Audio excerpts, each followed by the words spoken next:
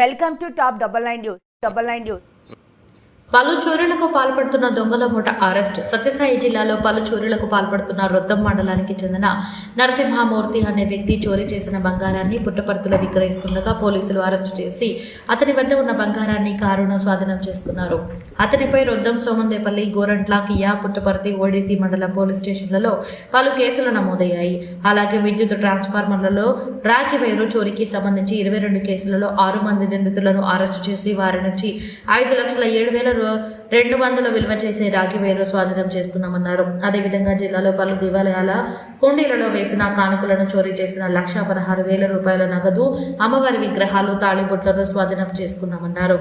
మరో 3 నిందితులు పరారీలో ఉన్నట్లు జిల్లా ఎస్పీ సతీష్ కుమార్ తెలియజేశారు. మొత్తం 19 లక్షల రూపాయలు విలువ చేసే సామాగ్రితో పాటు సెల్ ఫోన్లు, కారు సీజ్ చేయడం జరిగిందన్నారు.